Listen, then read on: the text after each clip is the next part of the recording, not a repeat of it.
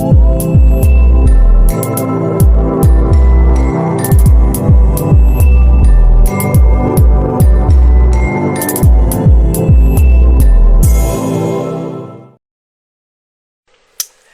my beautiful people.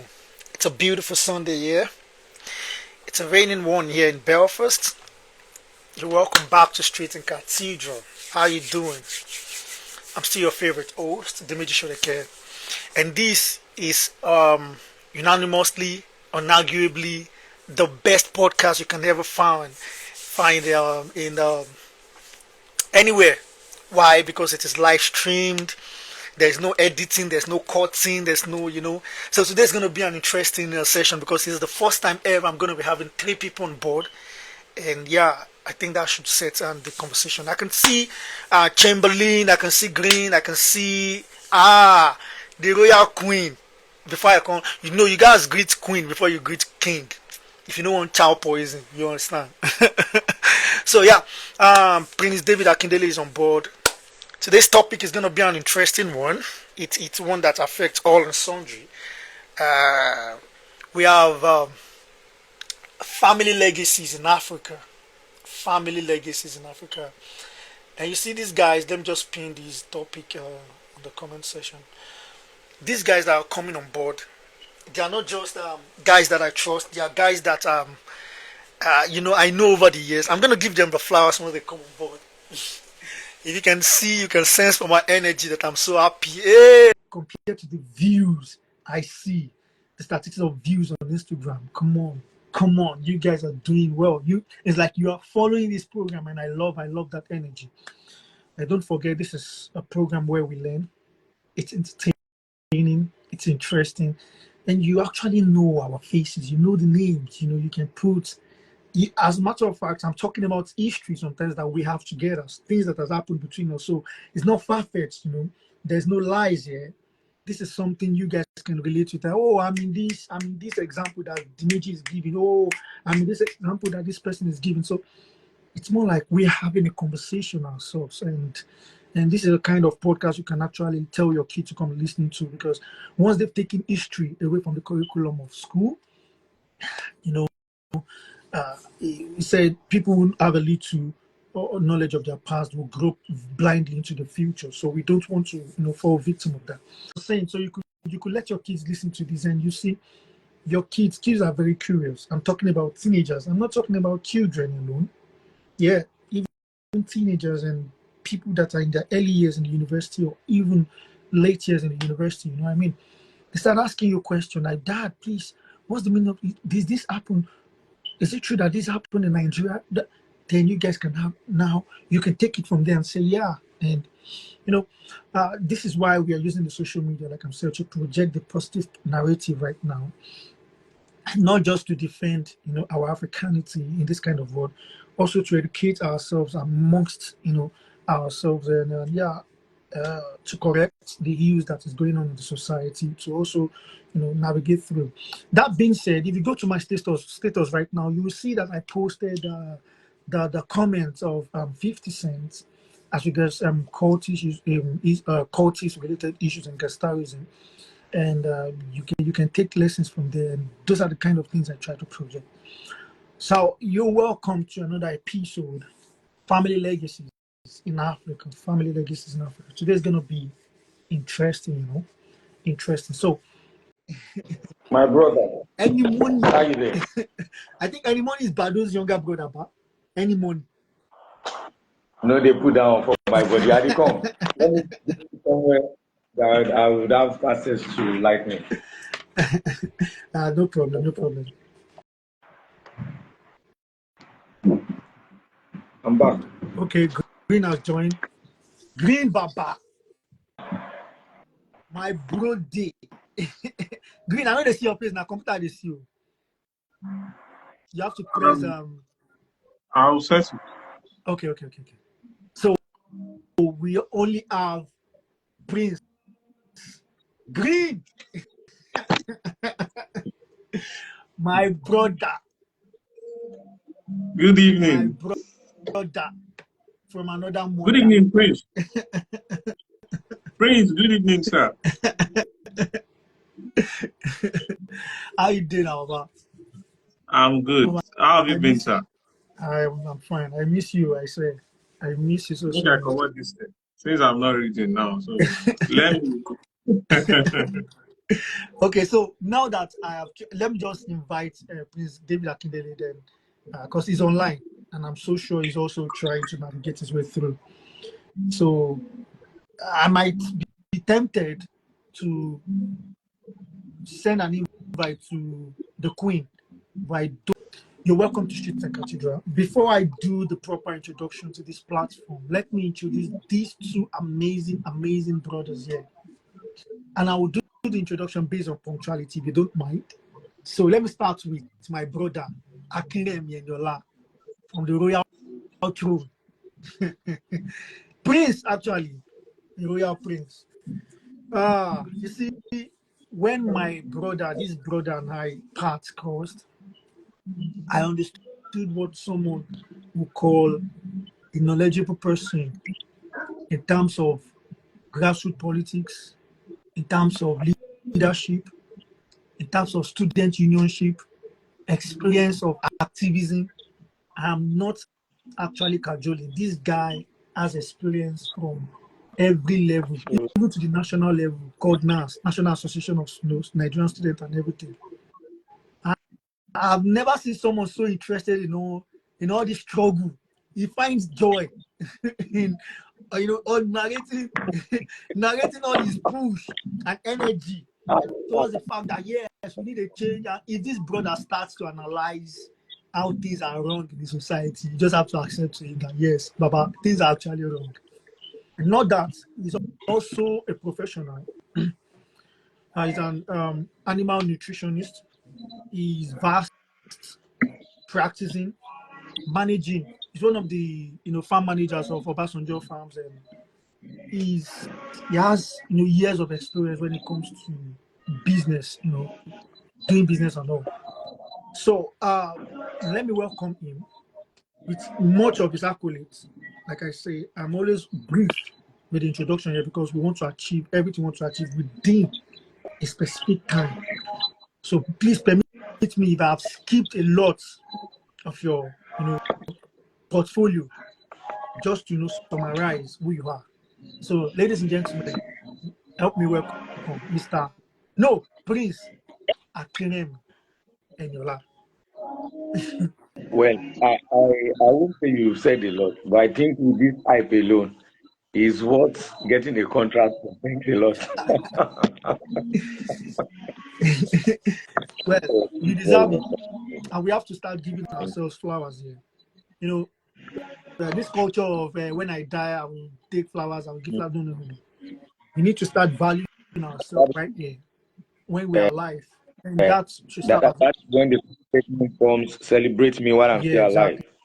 exactly my point, So man, Green is back. Green, let me introduce Yep, Green. Green, we are not seeing your face. I'm trying to. I'm having issues here. Okay, we need to see your face. Yeah, I'm back. On your Julo. So this is my brother, Green. When I told people the other day that I actually know how to handle criticism, a lot of people get my personality wrong. They don't understand me. Green is one of the few people that I've met that I can say that this brother actually understands my personality. You'll be surprised that this brother, while I was on campus, I was a leader, a student union leader, I played politics, and I was at that level, highest level, He was part of the press media crew that was heavily criticizing our government. And he was still my brother. So I don't know why people can't separate issues from personality. A lot of people get it wrong. People mix issues with personality. And I've not been that kind of person. You would agree with me that there are a lot of people that even have called here on this program that at some point in time we had no clash. But that doesn't, in my own view, that doesn't minus or that doesn't take away their qualities. They say that even in antagonism, people respect themselves. But what I see people displaying right now is that once you offend them, everything about you like this is bad, which to me, I don't subscribe. Green is my brother. You'll be surprised that we even did more, even after school, than we did while in school. Because we pushed for projects. He was one of those people that welcomed our guests on our platform, which we still run today, our NGO from Ghana. Green has been an amazing, amazing brother in my life. And I'm blessed to be, to be a brother, that to be considered his brother. We met while in varsity, and he was, a year junior colleague to mine.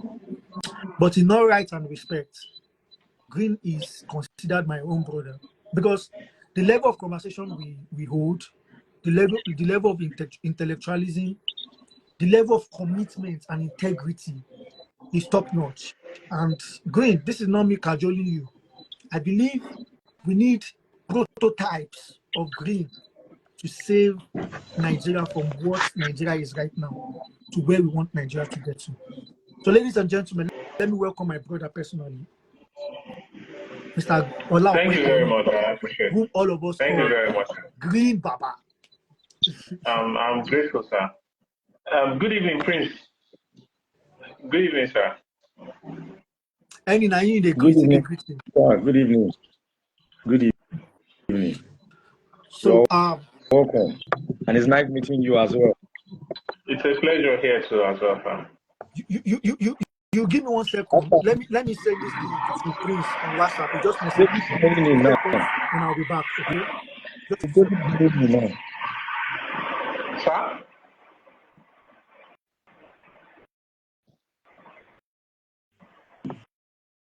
I think he wants to go offline. He's joining us back. All right. Yeah. So how have you been, sir? Okay, it's back.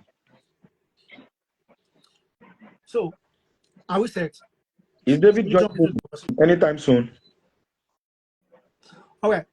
Today's topic is family legacies in Africa. But before we treat the topic, let me welcome you guys properly to Street and Cathedral.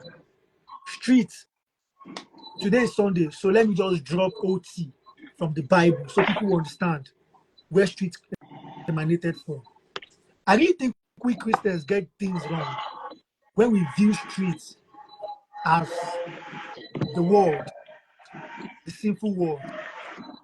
But we forget that to fulfill Jesus' ministry, Jesus actually was heavily criticized by mixing with some certain sect of people that were believed by the Pharisees and Sadducees that it shouldn't be found amongst. All right? He was criticized at some point in time that why is your master sitting with publicans? Publicans, which are sinners. So we ask ourselves, who are these publicans and sinners? They are the street men, the men that are the common man. So Jesus actually understood that his ministry was not for those people that have held themselves in high esteem, but he has come to actually, portray God as a classless person who loves all without discrimination. Now, let us read in between the lines Jesus' story. There are many times where they won't stop for Jesus Christ, but they go talk say those people who won't mend Jesus, they don't see Jesus again, saying just waka. Me and you know, the only people that can hide Jesus, that can make Jesus escape from such crowd, na street men. Forget the Bible not talk say disappear. Abi now, me and you know, say now only street men be hide you from people like maybe government or police or whoever really won't catch you. So you can see the love. And Christians don't know that they owe the streets, because even their name, it was the street men of Antioch that first gave them the name Christians. That word Christians came from observation of street men that loved Jesus Christ and saw these people say, these people can't act like Jesus Christ where we know for streets, so they be Christians. So street It's not actually the dark side or the dark world or the sinful world. As a matter of fact, I think we should now start changing our perception towards the notion of street. But in another aspect, in a related environment, street here stands for the voice of the common people. Like what was happening there, we cannot actually trust. We can see that the interests of those people that were at the top chain were different from the common man.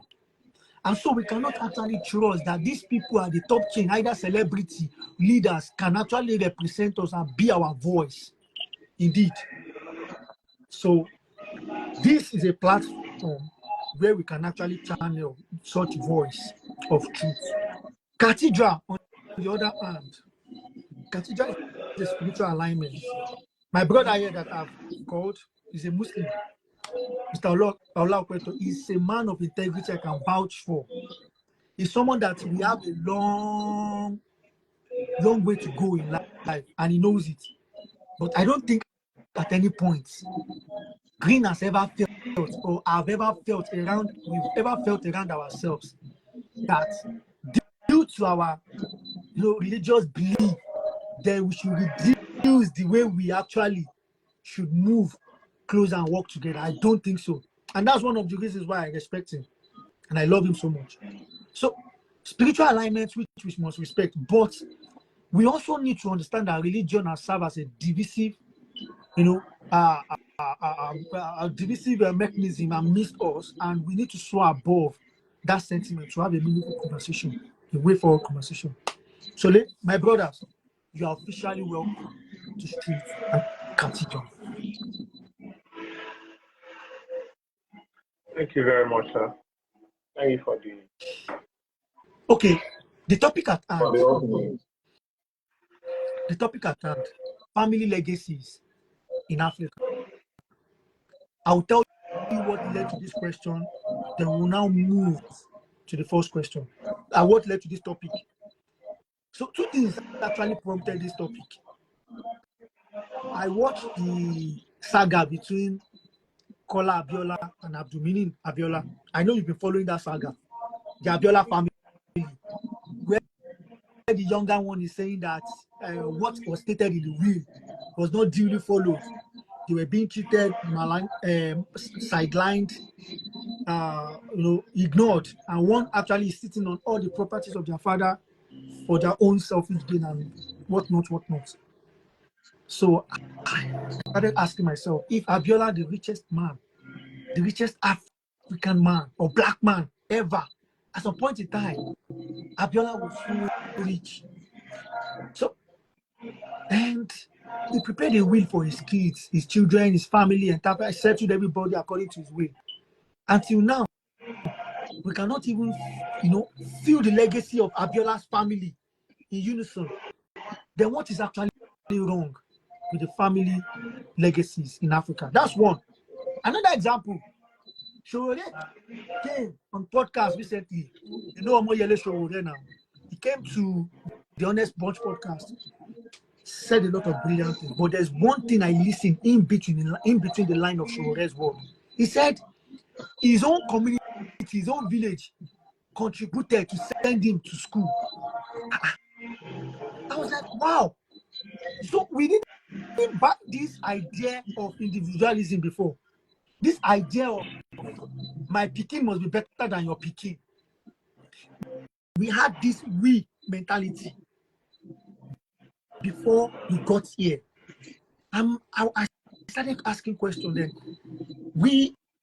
If we could have that we mentality, that family bond, strongness, unity, because I used to think maybe it's because of polygamy that actually got us to this point.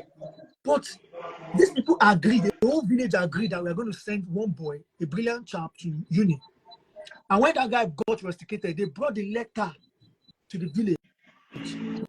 I started asking, you and I know that it's even hard for a cathedral, even community care in these days. Cathedral. It's hard for a cathedral now to, aside from the pastor now, decide on maybe a charity scheme on his own, from his own, from his own discretion. But I mean, everybody agreed and said, it's something that is far-fetched if it's happening, but it's the percentage is low. That's my own view. So I started asking questions now. Okay, we look at the society that we want to actually emulate, want to get to, like the European society, American society. We have the Rockefellers, those people that built these global economies. They had strong family legacies. The Rockefellers, the whatnot. So my question now is this: what has happened? We should start from there. What has actually happened to the legacies, to the family legacies in Africa, such that everybody seems to be thinking for themselves right now, rather than we thinking collectively to achieve a common goal? So, I know any you go first, then Green will have to jump on board.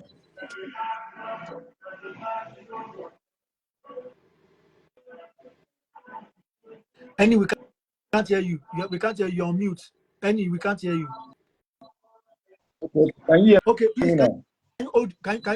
I know you want to respond. Yes, I can hear you now. No. Yeah, we can hear you. But 1 second, please. Because Prince is here. I just want to quickly introduce Prince. Then you answer the question. Ladies and gentlemen, this is the Royal Prince of Ode Yewa land, Prince David Akindele. How far now? My path crossed with this man. I just want to introduce you real quick. I want to introduce. Anyway, I'm fine, brother. I did. So I'm very fine. So all's good, man. So let me introduce you real quick. We jump into the conversation. Okay? Now you see, We have to say Kadri now. I just said Kabi.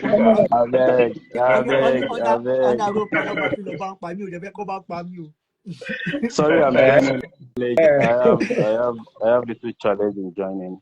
So sorry about it's that. Okay, please. it's okay. I understand. So let me just quickly introduce you, so that you jump into the conversation as well.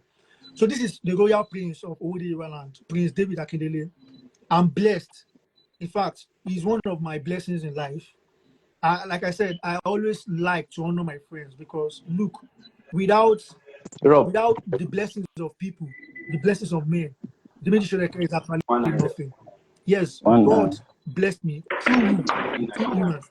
You see, when my path crossed with Prince David Akindele, one thing I appreciate about this man is the fact that he opened the palace door for me and my other brothers. Let me say the whole daily media crew. It is rare to find such person who can open the palace door for you. That is how I became a palace boy. And I do not take that for granted. Honestly, till date, the royal king, I mean, His Royal Majesty Arabic Bade I of Ode Yewa. I'm talking about Reverend Matthew Akindele. Is actually one of my fathers in life that I respect so much and I revere. So, David, this is a time for me to tell you thank you. Thank you for the trust and the friendship and the love. And also, thank you for being an amazing brother that you are. You've done a lot for the royal family too. So we really appreciate you too for all you've done for us. So it's my pleasure, man. Yeah, thank you very much. So now the topic, I'll just give you a brush over. You are welcome to Street and Cathedral. I wouldn't run on Street and Cathedral again. The topic is family legacies in Africa. Baba, recently you will see that Abiola picking the fight. Kola Abiola and Abdulminin Abiola. The younger one talks, say they give them, property and everything, but they did the brother, now the other brother sit on top of the property. Fight is going on, interviews are flying, talks are going and all. But that's not I'm not ready to jump into that controversy.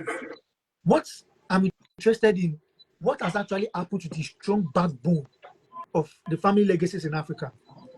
Omoyele Sowore came to a podcast recently and said that a whole village sent him to uni. That's to let us know that at some point in time, our people did not believe in my children alone. My children will be better than your Peking. It is me, I alone. These are people that think about, collective glory, we, rather than I, individualism. So my first question is, how did we get here? What happened to the family legacies in Africa that we moved from that strong supporting system called family strong supporting system. Because in the story of Pastor Adeboye too, that is biopic, clearly all his family supported and made him. They put it so that if this guy can shine, he will be the glory of our family. You understand? You understand? But these days now, it's like, even if you are the one that wants to shine, you are not careful. So you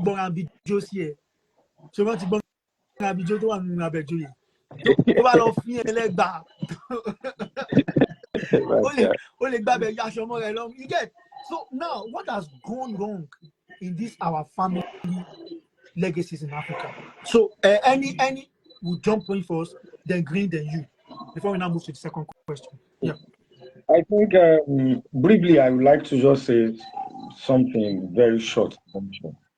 I think the origin of all these things can be attributed to the grassroots. Let's bring it down to the grassroots.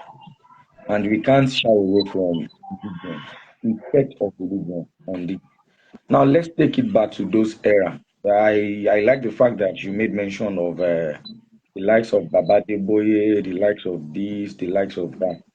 During those eras, there is a certain belief in all the villagers going back there. And they believe on, if we agreed on a particular thing, we are going to work towards in achieving the set goal. Before coming into individual's family, that is like a community.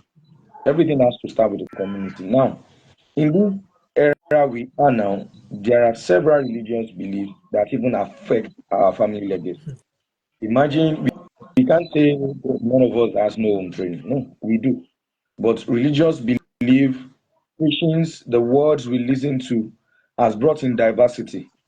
In a family where we have traditionalists, a family where we have a Christian, a family where we have a Muslim, a family where we have someone that doesn't even believe in the three, an atheist. No, taking you by what you mean, there's already discrimination based on that, on the group. Exactly. Now, going forward, making use of these Abiola's cases, who are we to blame? Are we going to talk to this elder brother that failed to unite the family? No. The blame will start from scratch. Once you give rise to a new generation, you should create a bond within them. Give them responsibilities. That is one thing I noticed Tinubu is doing now. Virtually, we can't say all the sons and daughters Tinubu has is from one woman. Are you with me? I'm with you. Look at the bonds he created. He fixed them up, putting them up in a strategic places. Who can say as of today that Sheyi Tinubu cannot successfully lead a single state? If by any chance, in some years to come, he was opportune to be the governor. So wait. Abiola Quiet also did the same. Invested in Kola. Invested in, because you remember in one of Abdulminim's case, Abdulminim's conversation said even Kola had relationship with Babangida's daughter. So he brought him into that space, fronted him as his son. Do you really think Abiola didn't try enough in that regard? Maybe you're getting me from the wrong side. I'm not saying Abiola did not impact enough knowledge into him, but there is difference between you being a son and you being a true-born leader. Now, in as much as you give back to as many children as you want, as a father, our responsibility is to take a deep look into what every student holds. Not all of them, not all, would tend to be a leader. Okay, and let me take that as your opening speech, because we are still going to go heated in this conversation. Green, from any conversation, we also have family legacies now. I don't want to be negative alone. Any is valid. So I like to bring balanced arguments. We have Abiola's family. Let us even now juxtapose between Abiola family and Kuti's family. The Kutis are doing well when it comes to the legacy. They are following. But on the general spectrum, what has happened to the family legacies in Africa, such that we move from this we got a day to I. Now only me deal, nobody day for you. Okay, thank you very much. My reverence to all the guests that we are on together, and I want to appreciate this opportunity. Please, can you hear me clearly? Yeah. Yes. Okay. So quickly to the legacy, what has happened to African legacy with regards to family? I think the problem really is that as Africans, we have digressed from who we are and what we used to be. We have changed it in the name of being civilized, in the name of embracing foreign ideals. So because of that, we started digressing gradually, and before we know it, we are where we are. Who were Africans? Who are we originally? Africans are communal people. We started Africa. We had always been this community. We live as a team. We did not have individualism in our nature as a people.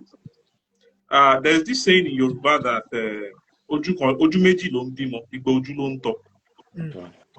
So that is, we all have this experience on our daily basis. How many of us can really train our child the way we were raised? We were raised with that mindset of everybody is your parent, everybody is your sibling, every of your decision, both the good and bad decision, will be shared by your community, not even only your family now, by the entire community. But now, how many of us can really relate with our neighbors the way we used to relate when we were younger? You know, I don't know if I should call myself, let me say I don't like using the word old school. I prefer to use the word good school. There's been that sharp shift. They call themselves Gen Z now. So what are the characteristics? They have this energy, they have the intelligence, they have the opportunities. No,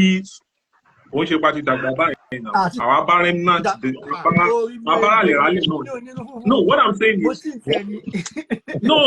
what I'm saying is, it's not like we were born in the 70s or 80s. You know, we made remnants of the original identity of an African, that communal thing. You know, let's imagine me living in I live in Oshiele. Anybody in my community, I'm using that as an example for those that are familiar with Abekuta, for example. Miles away, and I will still be begging, please don't let my parents be aware. Because what it means is that for every of your misbehavior, what you are telling the outsider is that my parents are not capable of raising me well. So by the time your parents get to know, you are out, you are going to, you get it. But now we don't have that. So we have so the problem really is that what happens to African family legacy? What happens is that we have identity crisis. We are not proud of our origin. We've gotten to embrace something external, and we believe that what they are giving us externally is better than our own. But it's not really like that, and I don't blame us for thinking that way. Okay. Another reason why we think that is because the method. Great. I know that we are going to see this conversation. We are going to get it. Let me take that as a whole note to this speech. Prince David Akindele. I've used Abiola's Kuti. Let me chip in a surname now that is famous, so that we now understand where we are going. The Awolowos. Now, family legacies in Africa. You know what's funny to me is that whatever runs your blood. In some countries, we know that their family makes beautiful. You'll be surprised that all these designers work on their family business. Louis Vuitton, all this. And once about the best Louis Vuitton, you go and learn everything about fashion because you know that you are the one that will take that business to another level. You understand? But these days, I see the work generation who want to deviate, say, Awolowo Temi, Awolowo Milosi, Big Brother Nigeria. Things that before we dare not do. we know there are some certain families that are actually known for some. So my question now is this. Prince, like you now, I'm very sure that I don't know. You can speak for yourself. Yeah,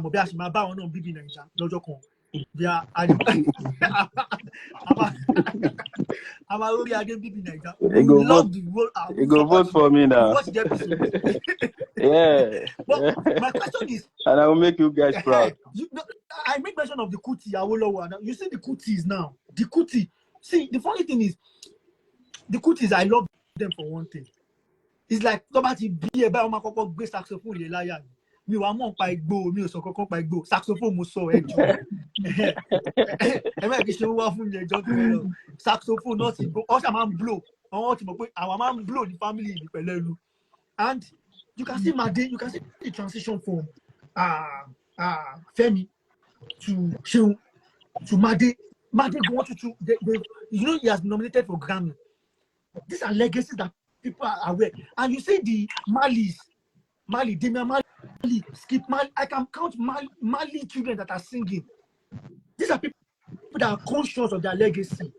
I got to a point, I will talk about personal experiences. So what has happened, Prince David Akindele, what has happened to the African family legacy? So they pay mo wá láti ilé Kuti, pastor mo fẹ́, okay, mo lè jẹ́ pastor because it's still my legacy, but mo fẹ́ wá nǹkan tó wà absorb. Pastor Jimmy. Sweat ni.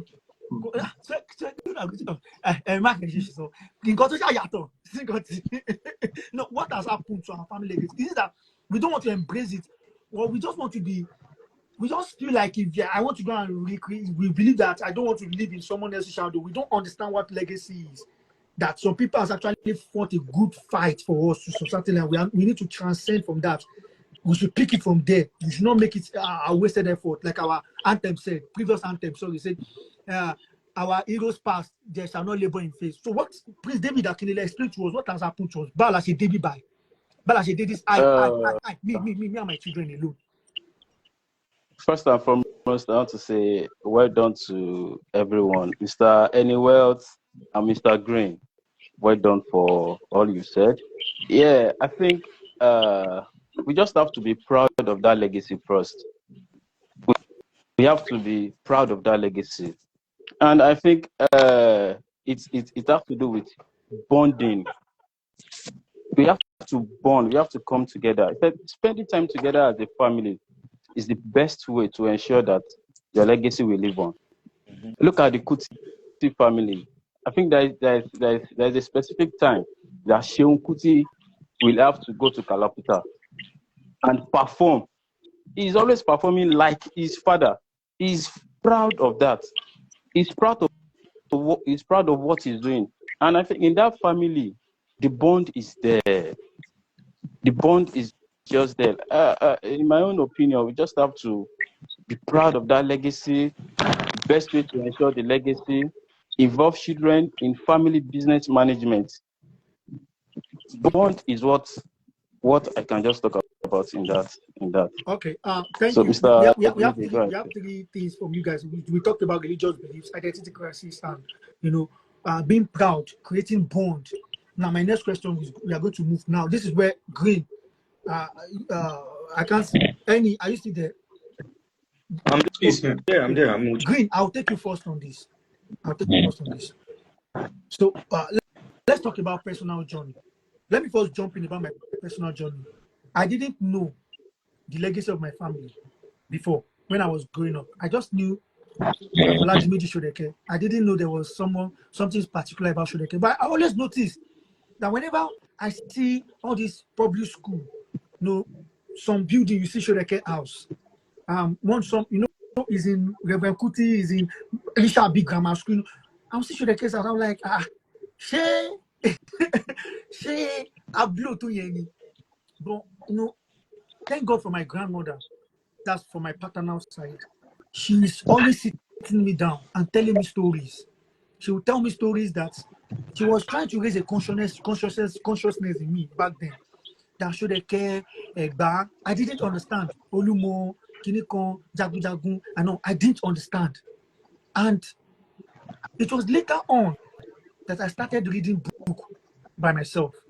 Something happened to me in SS3. I think that was one of my turning points in life. I had an injury. This my eye. We played ball, and a shot was played into my eyes that I needed to go for surgery. So I sat at home. While my mates are in school, I think I spent few months at home. So I had this person that bought me 2 books. The person introduced me to the story of Egba Shodeke, and that was when I was introduced to Malcolm X. You know, if you get problem now, everybody don't go to school, and Nigeria know they get lights. Make I talk someone watch film, which kind of stupid lights. So this my one eye. Now they take read. This one plaster day. I don't use and see. That was when I started. I became an addict reader. So I read about Shodeke, and I started asking my grandpa questions. Egbami, Shodeke is a Superman.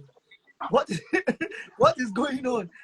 So she now started explaining, and that, okay, there's even a place in Abeokuta called Shodeke. I didn't know, and you know, if my dad was alive, he would have schooled me. You know, it's easier that way. My mom, she's a widow. She's not even really mom. See me Omoriki Wagonton, Abolomo.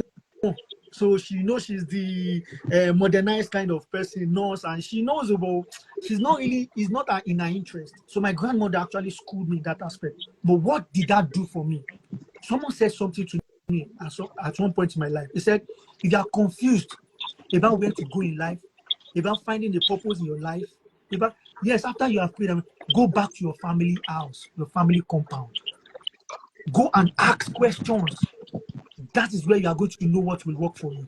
In that book that I read, do you know that my own great-grandfather is famous, his own favorite drummer and musician was Kuti, which is the great-great-grandfather of this them fella. So my own great-grandfather, the warrior, will call a drummer and a flute player and a singer called Kuti to his own compound to come and sing and drum for him. Now, look at how the Kuti went. So I started asking my question, wait, so what is in for me in my own blood? What runs in my blood? Because greatness has actually passed through this blood before. What runs in this my blood that I need to understand?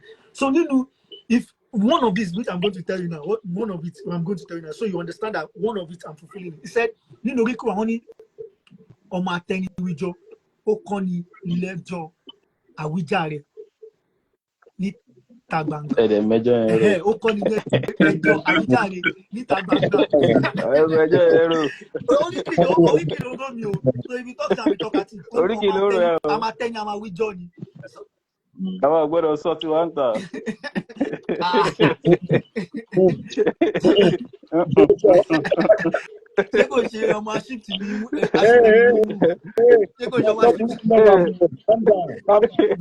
My question is this. That's why I want to take you on Green, on the personal journey, and how your consciousness of your family legacy significantly shaped your own perspective about life. It shaped my own perspective because my uncle would tell me, Omoshodeke, Tobani pe Omoshodeke jali lai Konshomowa. Tobani Omoshodeke o payan. But Toba so pe okay o ni gberaga, o jiyanju. Omowa niyen ati foju jo. So they started telling us some things that say you are Akinremi, you are a warrior. Think about those things are embedded in our oriki, embedded in our history, and even you listening to the man called Shodeke Gonse, it shaped my perspective and say, okay, if I share blood with this man and greatness has gone through this, then I should not be scared of greatness on the path of my journey. In as much as I am aware of the fact that in this my DNA lies greatness. That is how that has shaped my own perspective in world and boldness in life. And I realized that all through my life from secondary school, I've always been a leader. Anywhere I find myself, it's like this guy is just born to lead. So Green, I'm asking you right now. So many people are like Andy said, religious setting. A certain religion will say, they will raise prayer point and say, every power for my father's house. But unconsciously, it is demonizing everything that has to do with your roots. It is you trying to say that it is dangerous for you to even go to your father's compound. It is you trying to say that anything that will make me align to my father's compound is evil in some ways. Whereas even Jesus has a root. He has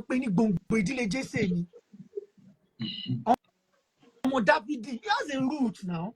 Even God said family must come from. That this person must come from a royal family, must share a certain blood.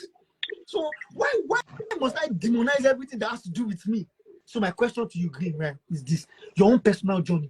At what point in the moment in your life did you see that? Did you find your family legacy? Some people, they have bad legacies and they want to correct it, but the consciousness is very important. When you're conscious of your own family legacy and said, "This is going to shape the direction of my life." Okay, thank you very much. Let me start from you said something about the Kutis, and you said more about the musical prowess of the Kuti family. But I think that music is a tool. If there is anything that is the spine of the Kuti family, I would use the word justice. From their father to the ones that are physicians, to the ones that are traders. I'm talking of Fumilayo and some Kuti now. You know, one of the things they made us to understand, the only thing they taught us about Fumilayo was she was the first woman to ride a car. I beg, just and that is, and you know that is very, very petty compared to what she actually stood for. So Beko was a physician, Olikoye, a lot of them, but Ateito she doctor, Ateito je entrepreneur, Ateito je pastor, Ateito Corneo, they all stood for justice in everything they fought for. And don't forget that there's the relationship with the showing cards. Yeah, of course. And you see that thing also runs in the blood. Now, let me personalize it.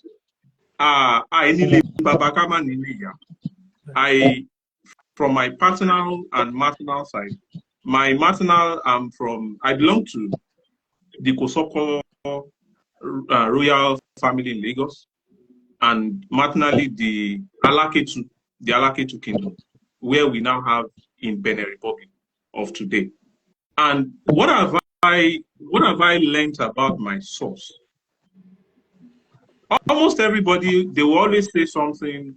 There is no family that does not have that dark lining. And except we don't know our pioneers. If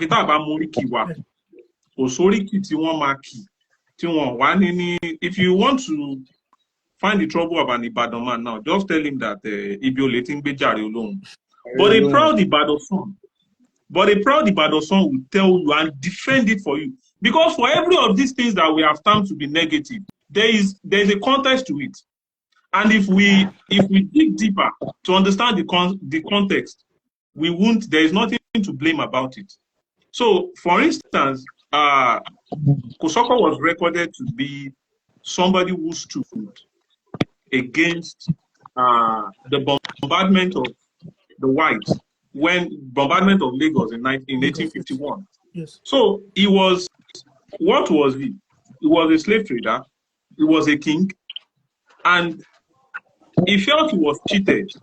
He had the right to become a king, and he felt he was cheated, and he stood.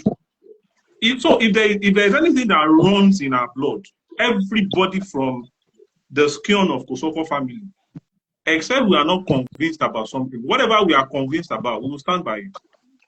And you know, you made reference to, yes, we were friends, and yes, I will criticize you, but we had different roles to play while we were in school. You were a leader, I was a leader in my own right, but I had a role to play. Yeah. You also had a role to play, and I had to play that role. So when I'm done playing that role, then we are who we are. We are friends, but we also have to be what we were in the course of our duty. Yeah. Now, how has this shaped that is the partner side, that is royalty. Then the other side, that the Alaketu, what I learned about my roots is that they are builders. When it has to do with anything pioneering, they were part of those people that followed Shoro Passion in his migration to present-day Benin Republic. And when they settled down, my great-grandfather, my forebearers, were one of those people that helped settle people down. And you know one thing I have observed? I have always had a role to play when it comes to building something, especially from the beginning. Yeah. And I I have can always testify to that. I done can that. testify to that. And for every role that I have played with pioneering things, I have never failed. I can testify. Right from my secondary In school fact, days, I have never failed. speaking about settling, So, I'll talk about the Ghanaians that came, our friends that came from Ghana, that you were yeah. in fact, the main So, receptor. Yeah. yeah. So, where I'm going basically is that I understand that root of courage. I understand. I understood the role of being a pioneer, always playing that role, facing the challenge of building something anew. So in any of my journey in life, and mind you, my maternal background, we have this thing with natural herbs. It is our family heritage. I got that from my maternal family. Ewe omo, agbo, anything that has to do with natural herbs, it is something that has been passed down. And till date, one thing in my family is we have the ones that are engineers, we have the ones that are into health, like they are health practitioners. But my mom would say something, pé àwọn oníkẹ́ má kàwé o. Ohun tó bá wù yín kẹ́kà, you must know this thing. You get right from primary school. I could identify leaves. I could tell you what it is being used for. I can tell you we have dialectical names. So I could tell you, okay, but how did it help me? It helped me in the choice of my career. My grandpa made me like knowledge. I love the statement you said. It helped you in the choice of career. I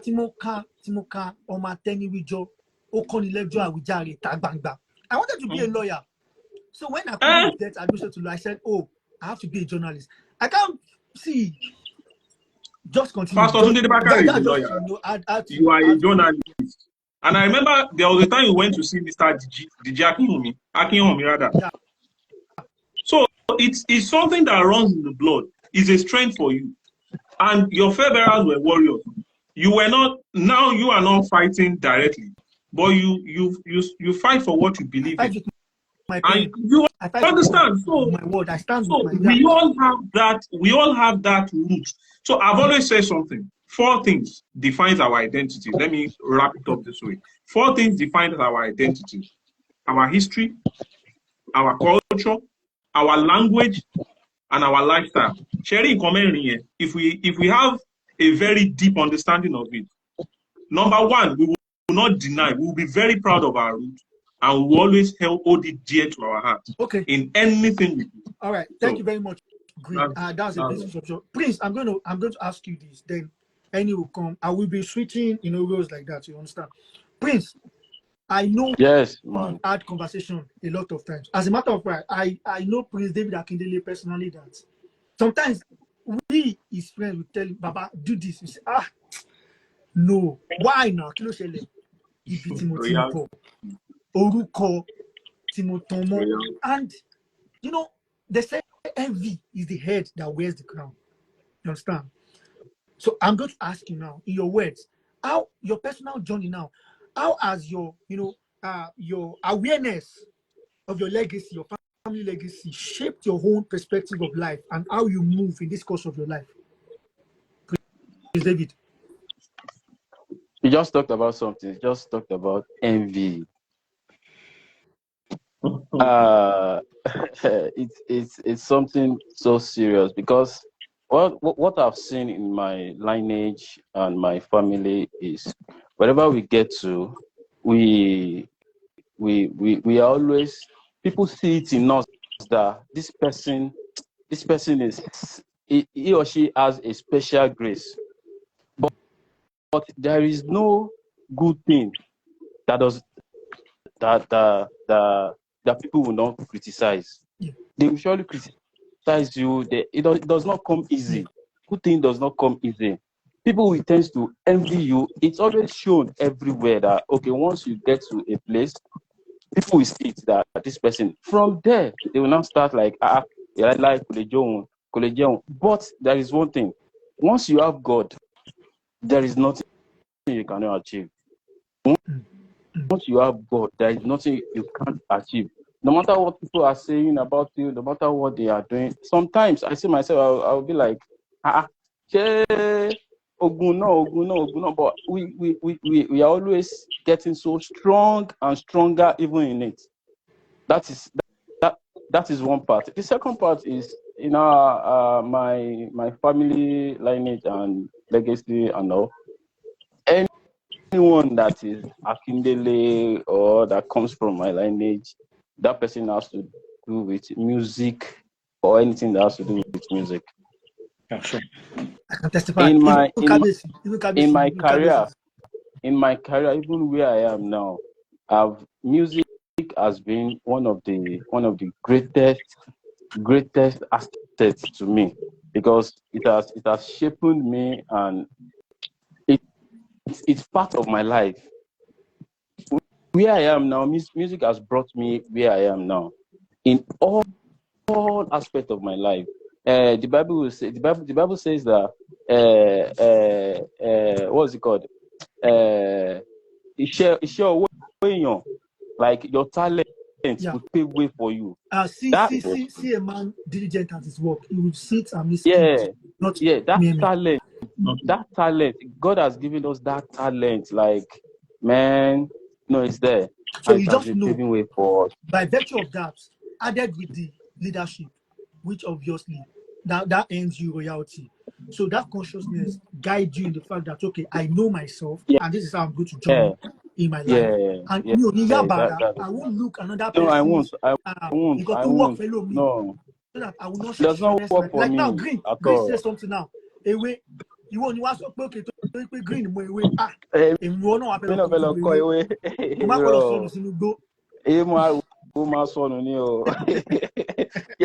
Jackie Green máa ṣe ewé kébì máa fi lù àti music tó máa fi gbádùn. Okay, any you are next on this. You know, they said that those that don't know their history will grow blindly into the future.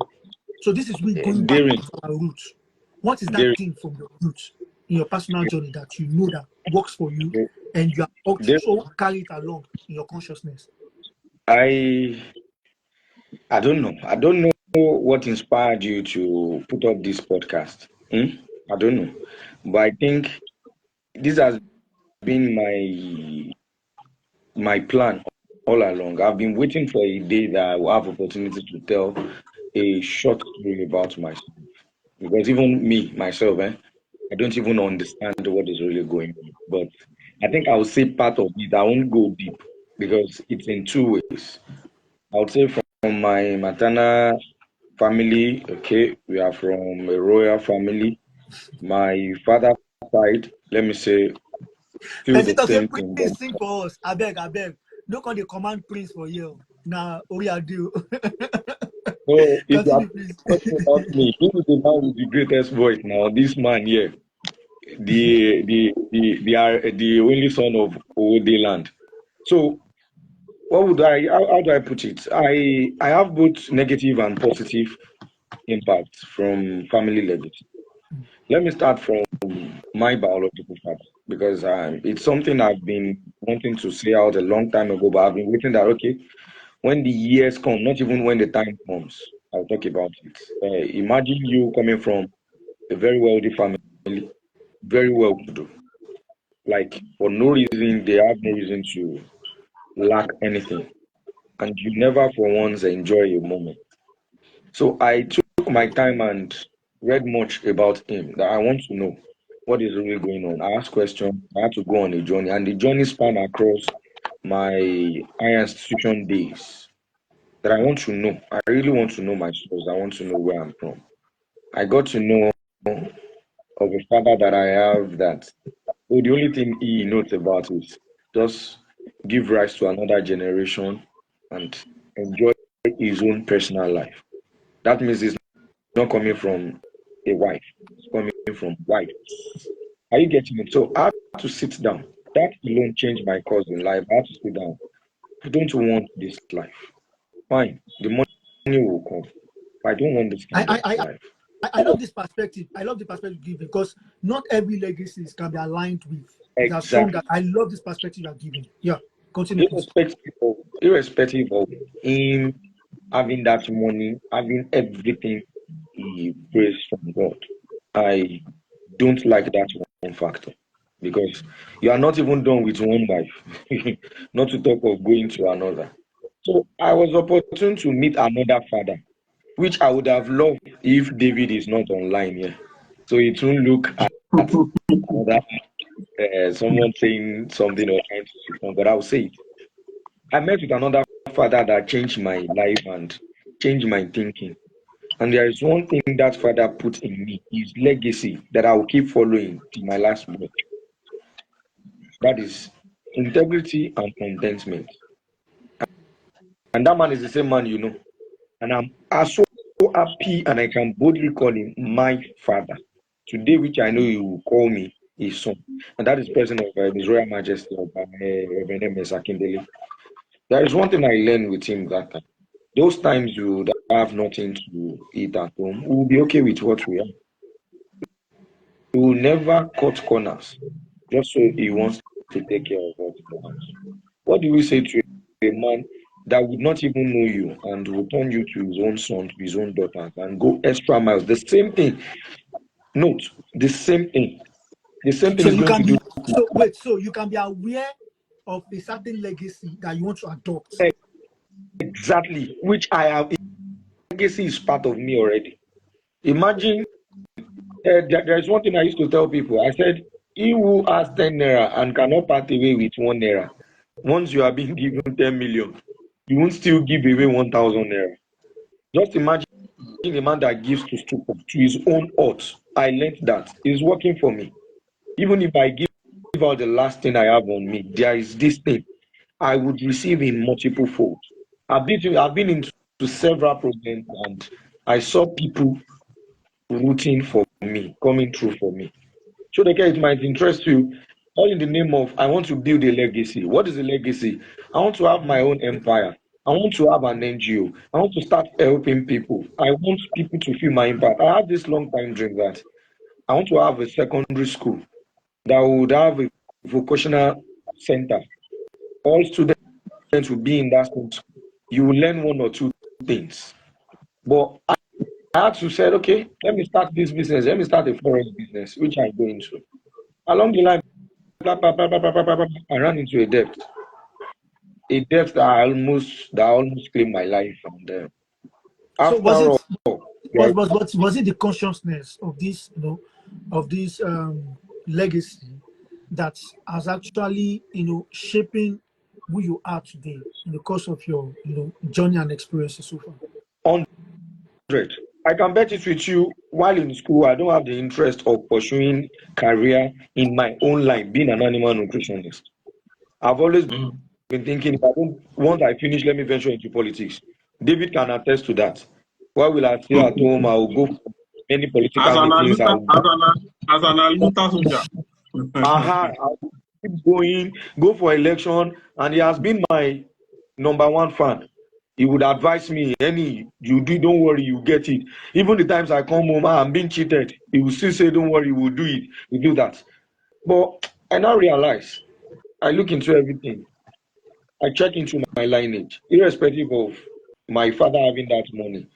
None of us, none of his own children went to a university. Wow. Don't forget, he had that money. None went to a university. So I was the first person that broke the barrier. I went to a polytechnic and I went to university.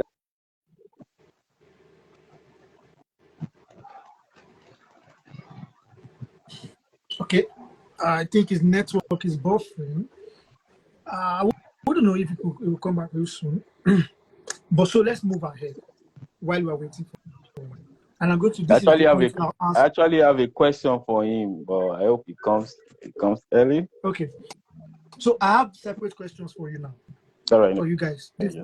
You're not following up on any question, individual questions for you. So Green, you'll be the first to jump on board. Now, family legacies Are you with and me? nation building. Are you with me?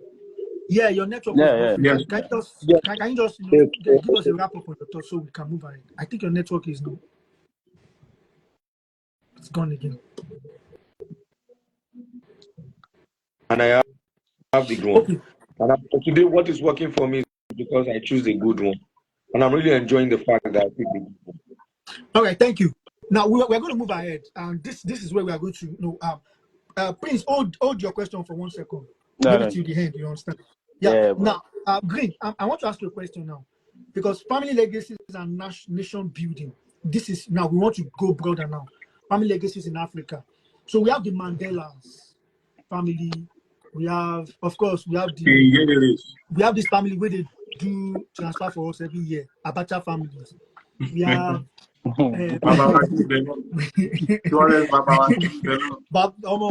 That man, we supposed to go in and say, Baba, my daddy. So,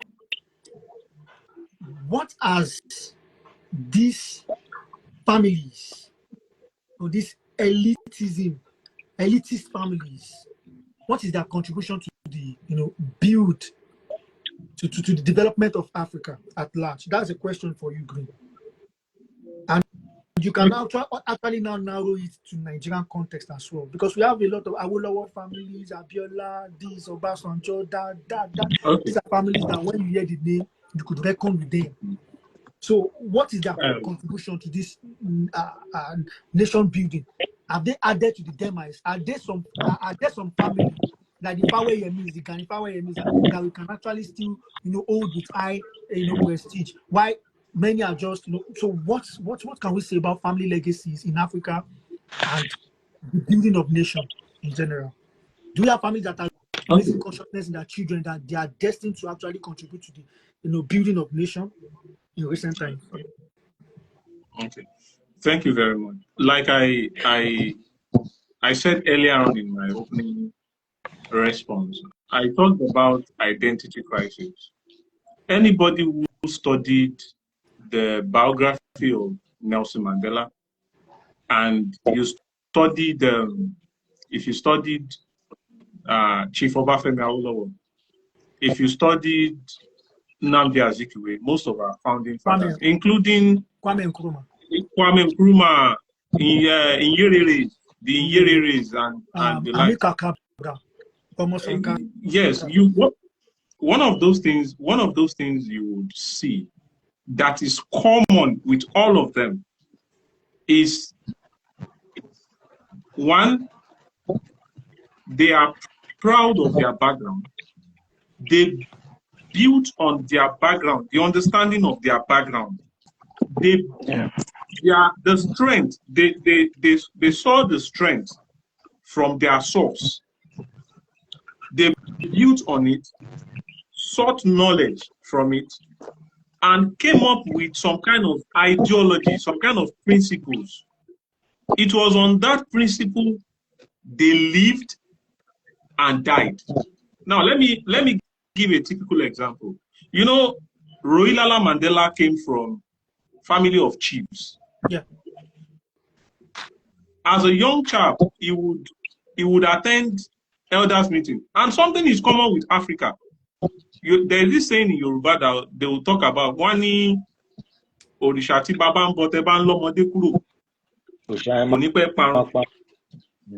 And yes, we are in the religious, we are now in the religious era, and anybody who has a very deep understanding about spirituality is not peculiar to Islam and Christianity. That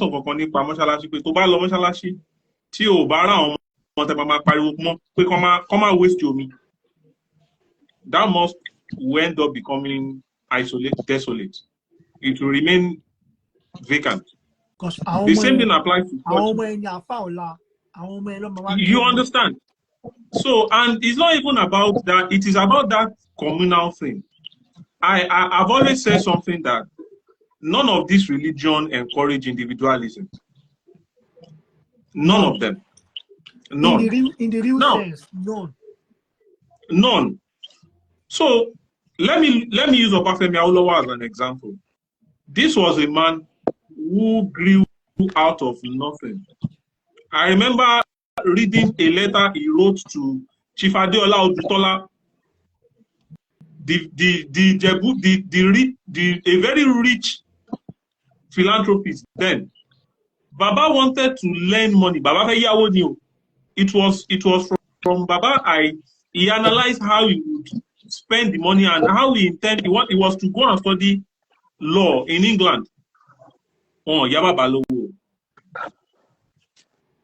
And one way or the other, Baba became what he ended up becoming. And what did he do? Because of, just like my brother just said, he talked about his background and the decision he had to make that, okay, I will not continue this thing. I will break this thing. What did Obafemi Awolowo did? He did not just break it. He extended it when he got the opportunity. He extended it till date. The only reason Southwest, we are always proud to talk about Southwest, one kàwé. Àwọn tó kàwé Awólọ́wọ̀ ló pọ̀ jù. Of course, you're right. And during the and there is something about our parents. During the 2019 election, I was asking my grandma, Moni sister Shedibo. We call my grandma sister. Moni sister Shedibo. Sister ni mo dibo, Moni tale dibo fún. Moni mo dibo fún ẹgbẹ́ onígbàlẹ̀. Moni kí ló dé tẹ́ dibo fún ẹgbẹ́ onígbàlẹ̀. She said, ṣe bá àwọn lẹ́gbẹ́ Ọlọ́pẹ, àwọn lọ́mọ Awólọ́wọ̀. Ìwọ̀nba àwé tí mo kà, ìwé Awólọ́wọ̀ ni mo kà. You understand? This was somebody who retired at Nitel. She retired at Nitel. So where am I going? Because of the background Awo had, he sought for knowledge, got the skill. Today, aside from his legacy with politics, look at his children. The Segun Awolowo was a lawyer, one of the first African indigenous lawyers. Tola Oyadiran, she became a professor, a one-time VC of University of Ife. And she did a lot, especially with her curriculum. Tokunbo Dosuma Awolowo, she's still alive. And she's still doing a lot, upholding the family legacy. The same thing applies to the Kutis that you talked about.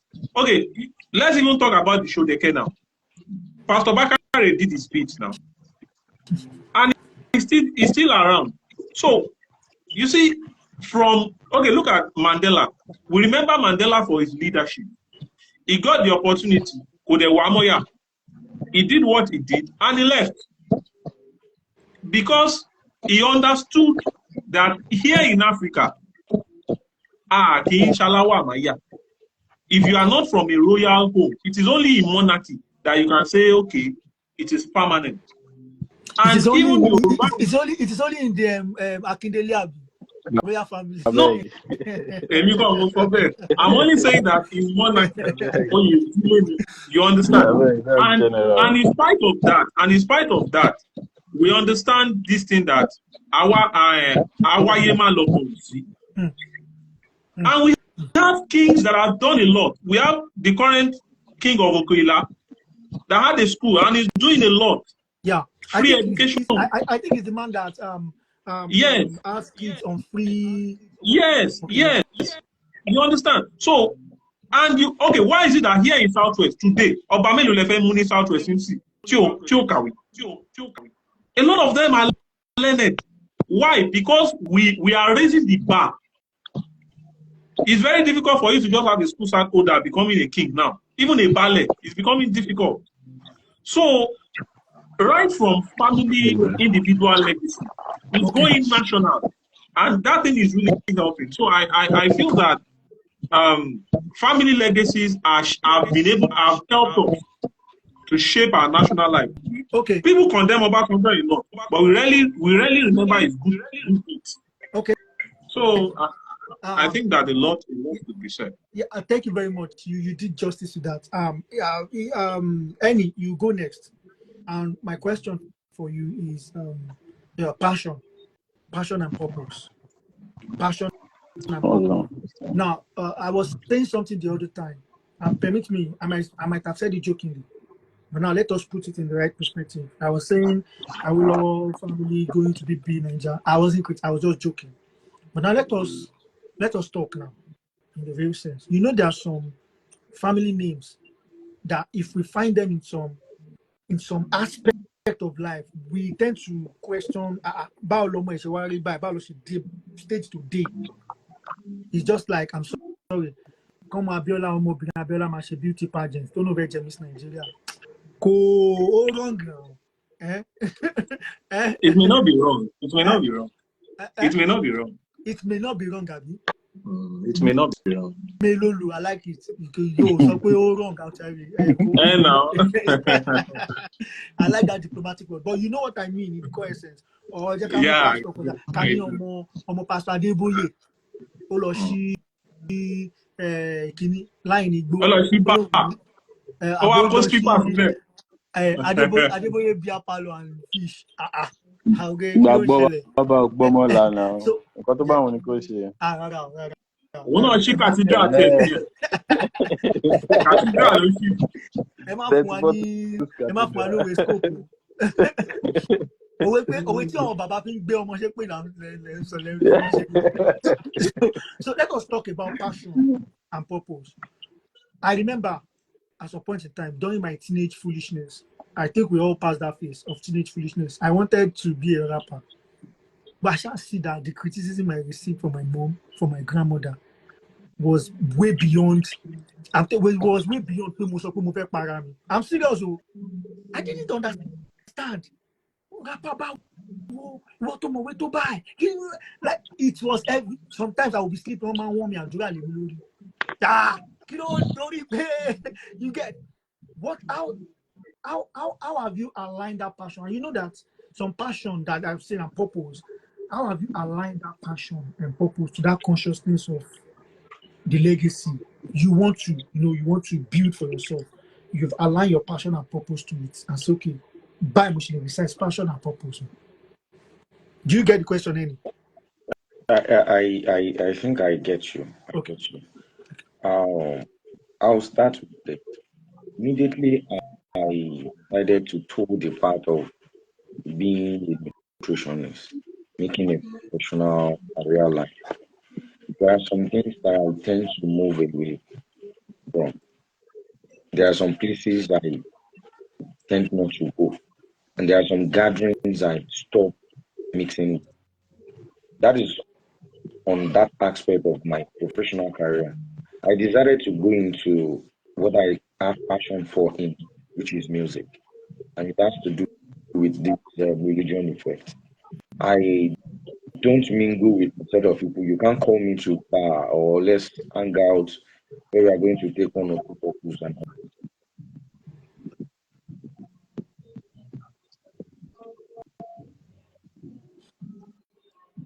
the network issue again. Prince, are you with us? Yeah, I'm with you. I think Annie's network is really, really an issue. Annie's network.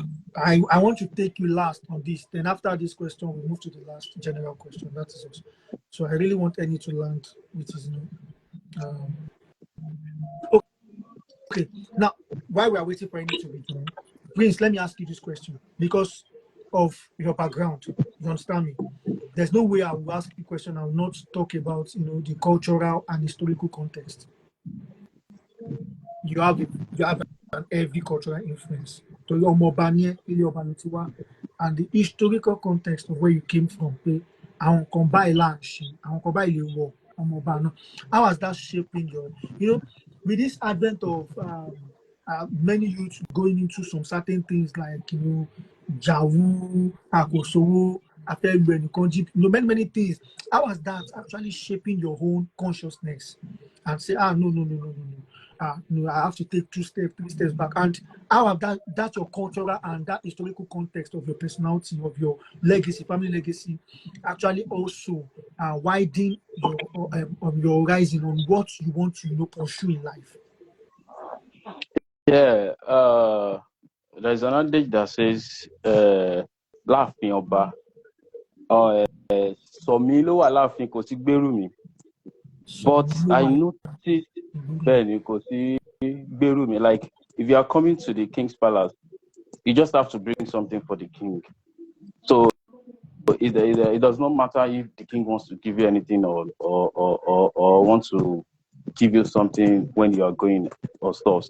But I now realize that from my own perspective and my family, my dad, no matter what, no matter who that person is, no matter who that person is, my father will surely stretch forth his hand to that person. It does not feel entitled to that for me. Like, you just have to bring for me before when you're coming to my side.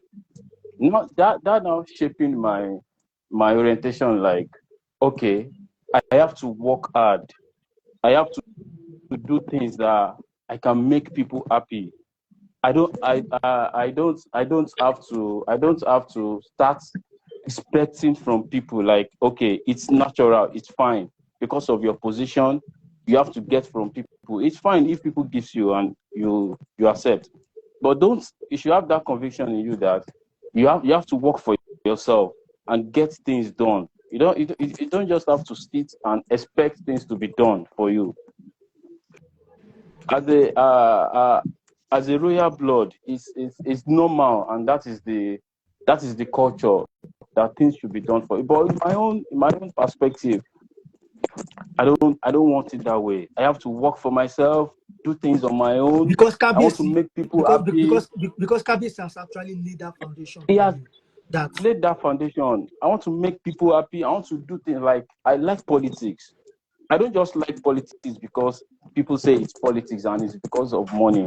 I just like seeing people happy. I like seeing people, like, as in putting smile on people's face. And does that so how do I do that? Wait, wait. You wanting to involve in politics now? I love your sincere, conversation around that. Does that come from the fact that you saw? Because I'm a palace boy. I've seen KBC's display of leadership. He's one of those people that actually taught me leadership too. It's one of those people who I passed through in my life that I learned leadership from firsthand. Is it from that, compassionate angle, that KBC exudes to people, that you also feel like you want to do more to the people, or you just feel like it's your calling, your natural calling? Being a leader is in the blood. I can say categorically that leadership is in my father's blood, and it runs in my blood too. So I just have to assume it. I have to bring it out. So I might want to be a pastor.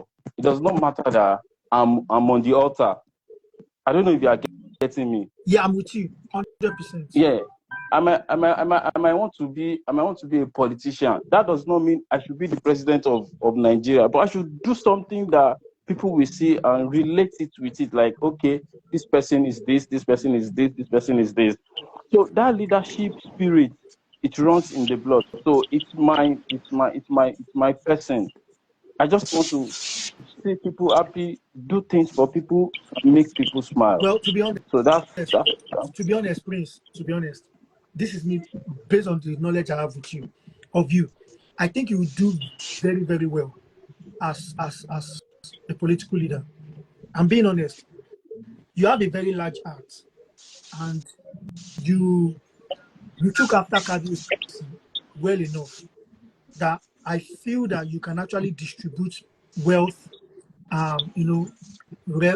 people's justice, rights, and all.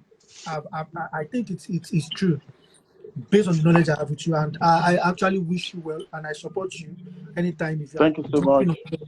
On that Thanks so much. We get there together. Thanks, man. Thanks so much, man. Yeah, amen. So, back to your question, which is your purpose, your passion and purpose. So land your thoughts, then we'll move to the final question. Well, I'm so sorry for the breaking transmission. It's okay. We know that network issue is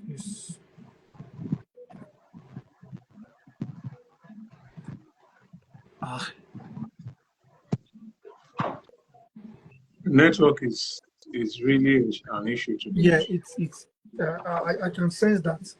Okay, so maybe we can just round up with this. Then that is it. I understand that Any would love to land his thoughts, but while we are waiting for Any, let us move to the last question, and let's call it a quit. So my question now, which is the last one, is to, I like to always, tell, project into the future. So let us marry these two things together: innovation and change, and what we should expect as future trends or family legacies in Nigeria and Africa at large.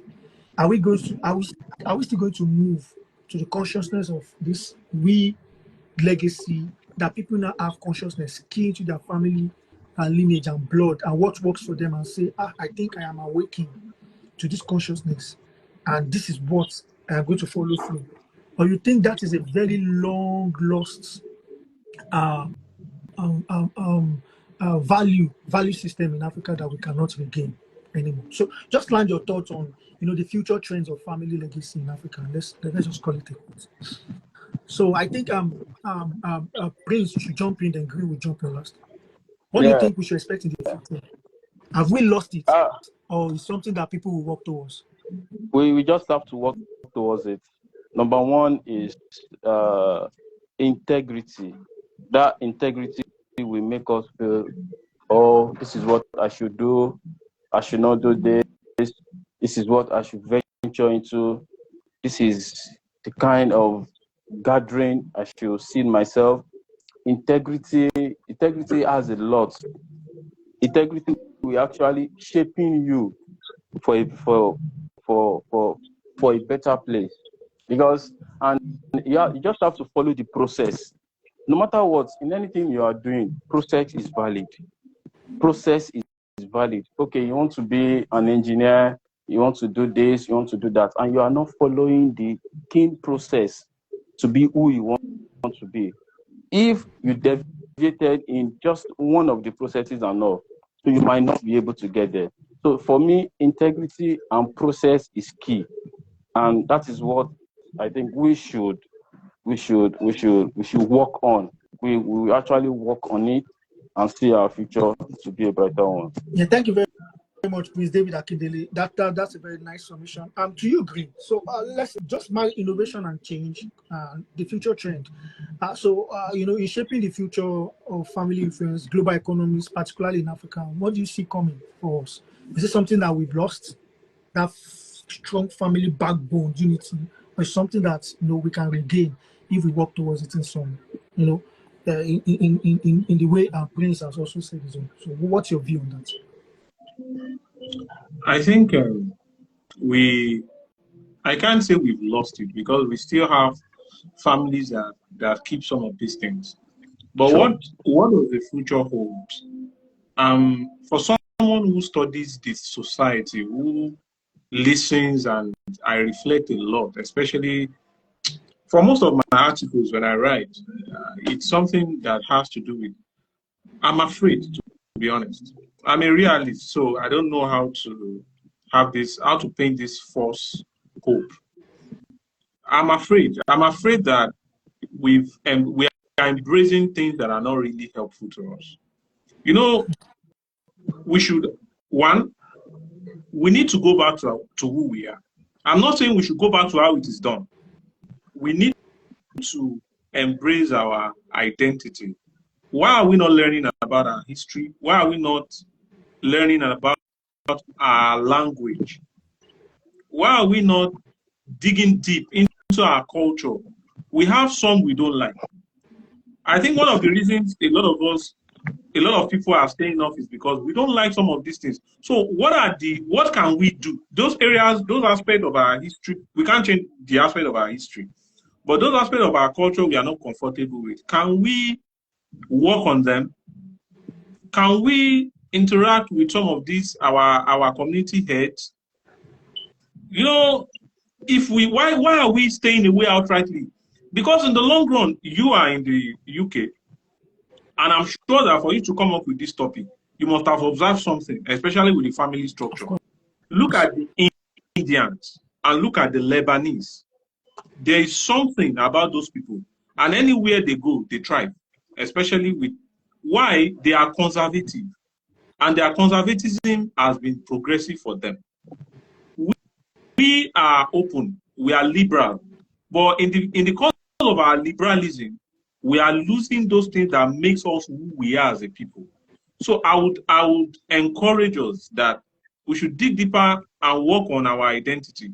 The areas we don't like, let us dig deep, get information, and strategize on working on them. Let us amplify the good of it. Then let us take that conscious effort right from our personal lives. Let us take that conscious effort of working towards those things. That is the only way we can start thinking of a better future. At times I would tell people that because I'm afraid, because I'm not seeing an end in sight to some of these challenges. So if we do not accept that, okay, we have a problem, dig into the problem, come up with some kind of solution, then be conscious with working towards those solutions. I don't know. So we just have to work a lot of work. Well, thank you very much. I really appreciate you, speakers. I know you're trying to join back. So sad we spent even above 1 hour in trying to reconnect and reconnect. So we can't just manage any time further anymore. I know we are busy people. I want to take this time out to appreciate you, my friends, for honoring me. I do not take it for granted. I always appreciate and love my friends. May God honor you. I appreciate you so much. And my own submission is just the fact that there is no outright, nothing demonic about who you are or where you are from. It's only it's only a bastard that will use his own left. So you don't need to. These people also, they have a lot of dark pasts. When did they murder? They committed mass murder from. They killed a lot of people. So why will you now think that you are the one that have committed the most hideous and grievous crimes they've been making money from slavery before they told us it's bad. It's you should just drop all these your idols of religions and how do you even cut off from your roots and go and align with your roots where you are not even recognized as a member of their race. So it is within you, within the context. I'm still going to bring the topic relation to God has no religion. We're going to cathedral, but I know that topic is going to be controversial because I'm going to bring an atheist and Islam and me. I represent Christian. But we want to talk about all these things where everybody is just attacking and trying to say my Mecca Made Jerusalem, all those kind of things. We have to analyze it deeply. And I know my cathedral people, that topic, they're waiting for me. But we need to also understand that your forefathers, you cannot throw their effort away out of the window and say that you want to. It was upon what David, the covenant of David, that even Jesus came to come and thrive upon. So you can't just say that their effort is nothing to write a home about. You want to deter. I've seen people change from my surname. I don't know what made them change back. They changed Shodeke to Oludeke, only for them to now change. And the Osho is not even Osho at go and study. The Osho is not even the Osho at Aje. It is Oshaoko. So you have to study. I studied history. In fact, you'll be surprised. I studied Ifa. I'm a Christian. You suffer on got money for even those people don't know. My almost babalawo gon gba yin gbogbo eji ogbe gbogbo yes now, but about date we just my people perish for lack of knowledge. How do you say that a religion that accepted another religion peacefully, the other religion coming aggressively, and you say that one is superior to the one that is peaceful, and over the years you've never seen them going all around canvassing followers, and they are still alive till now. So we need to be. They don't even fight for their God. Religion. They don't convince you to come and join them. They are well relaxed and they are going. So we need to look at many angles and because it is this knowledge. My people perish without lack of knowledge. So you can actually be in all these ignorance and still be displaying as if you have. So we are coming there. That is what street and cathedral is for. I don't tell you from the beginning of this program that even the church owes a lot to street men. I tell you, saying that street men name Christians, street men of Antioch. So stop all these your English of street men. You know how many times they rescue Jesus, where they won't mend Jesus for where Jesus don't miss him, according to the Pharisees and Sadducees, where they won't mend them stone now. Now street men eye Jesus, carry him come out. The time say Jesus they disappear, street men eye down. Say omo, oya, Yeshua, gbagba, oya, egbe raba, pamo say you kete mi ko send to mamo. Street men, Jesus sat with them publicans and all, and unashamedly he was, in fact, not even street men kill Jesus.